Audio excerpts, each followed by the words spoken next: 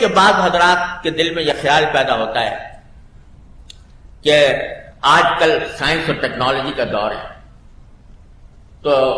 قرآن نے ہمیں کوئی سائنس اور ٹیکنالوجی کا فارمولہ نہیں دیا، سارے احکام دیے ہیں، واقعات بتائے ہیں، جنت جہنم کا ذکر فرمایا ہے، لیکن کوئی سائنسٹیفک فارمولہ، کوئی ٹیکنالوجی کا فارمولہ جس کو ہم قرآن سے اخذ کر کے دنیا پر اپنی فوقیت جتا سکتے کہ دیکھو بھائی ہمارے قرآن نے اتنا بڑا فارمولہ دے دیا ہے، اس کے نتیجے میں یہ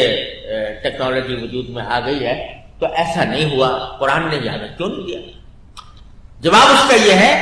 کہ سائنس اور ٹیکنالوجی کے فارمولے عقل کے دائرے میں آتے تھے، تجربے کے دائرے میں آتے تھے، اور اللہ تعالیٰ نے یہ دنیا دارالعمل بنائی، تو انسان کو چھوڑ دیا کہ تم اپنی عقل سے، اپنے تجربے سے، اپنے مشاہدے سے جتنا جتنا کام لوگے، محنت کرو گے، ٹیکنالوجی میں آگے بڑھتے چلے جاؤ گے۔ لیکن قرآن اس جگہ آتا ہے جہاں عقل کی رہنمائی محدود ہو جاتی ہے، قرآن اس جگہ آتا ہے جہاں عقل پوری طرح رہنمائی نہیں کر پاتی، وہاں پر قرآن کی ہدایت آتی ہے۔ اس لیے وہ قرآن کا موضوع ہی نہیں ہے،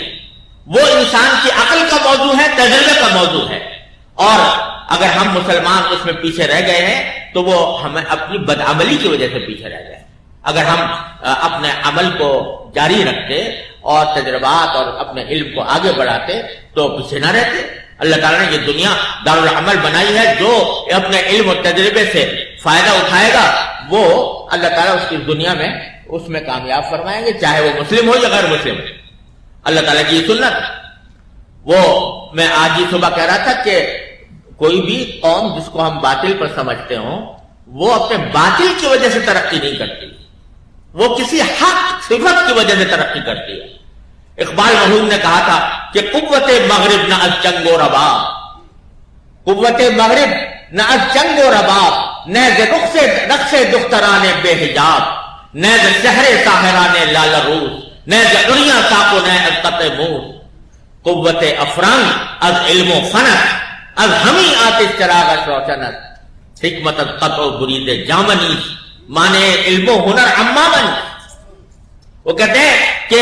مغرب کی قوت چنگ و رباب کی وجہ سے نہیں ہے، موسیقی کی محفلوں کی وجہ سے نہیں ہے، نیز رقص دختران بے حجاب، اس کی قوت اس وجہ سے نہیں ہے کہ اس کی عورتیں ننگی ناچ رہی ہیں، نیز شہر ساحران لال روز، اس کی وہ قوت اس وجہ سے نہیں ہے کہ انہوں نے عورتوں کے حزن کو بازار کا ایک سرمایہ بنا دیا ہے، نیز عریاں ساق و نئے از قطع موس، اور وہ اس وجہ سے بھی نہیں ہے کہ انہوں نے پنڈلیاں ننگی کر لی ہیں اور بال تراش لیے ہیں۔ قوت افرنگ از علم و فنت، اس کی اگر قوت ہے تو وہ اپنے علم یعنی سائنس اور ٹیکنالوجی فن کی وجہ سے ہے۔ از ہمی آتش چراغش روشنت، پھر کہتے ہیں کہ حکمت القطع و برید جامنی، حکمت اور علم یہ کپڑے بدلنے سے حاصل نہیں ہوتا کہ آپ کوٹ پتلون پہن لیں تو حکمت آ گئی اور امامہ پہن لیں تو حکمت غائب ہو گئی، نہیں، بلکہ حکمت القطع و برید جامنی مانے علم و ہنر عمامنی، یہ امامہ اگر کسی نے پہنا ہوا ہے تو یہ علم و ہنر کے لیے کوئی رکاوٹ نہیں ہے، وہ تو علم اور ہنر تو جوہد و عمل چاہتا ہے، وہ جو بھی کرے گا اللہ تعالیٰ اس کو کامیاب فرمائے۔ تو در حقیقت یہ دائرہ چونکہ عقل کا تھا اور تجربے کا تھا، اس واسطے قرآن نے اس کو ٹچ نہیں کیا، یہ ہمارے جوہد و عمل پر چھوڑ دیا۔ جتنی ہم محنت کریں گے، جتنا ہم آگے بڑھیں گے، اس میں ترقی کریں گے۔ ہاں، جو چیز عقل کے ذریعے تنہا معلوم نہیں ہو سکتی تھی وہ اللہ نے قرآن کے ذریعے بتائی، اس میں بتایا کہ توحید کیا ہے، آخرت کیا ہے، جنت کیا ہے، جہنم کیا ہے، اور کون سے احکام واجب التعمیل ہیں، کس کے ذریعے انسانیت فلاح پا سکتی ہے، کس کے ذریعے انسانیت گمراہ ہو سکتی ہے۔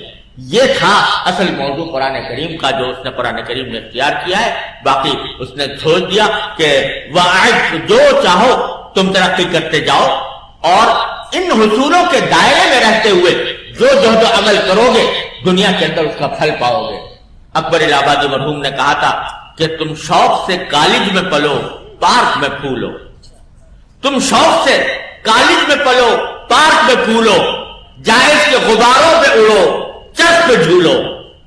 بس ایک سخن بندے عاجز کا رہے یاد پر ایک سخن بندے عاجز کا رہے یاد اللہ کو اور اپنی حقیقت کو نہ بھولو اللہ تعالیٰ اس پیغام پر ہمیں سب کو عمل کرنے کی توفیق عطا فرمائے اور ہماری فکر اور سمجھ میں سلامتی عطا فرمائے اور اس پر استقامت عطا فرمائے وآخر دعوانا ان الحمد للہ رب العالمین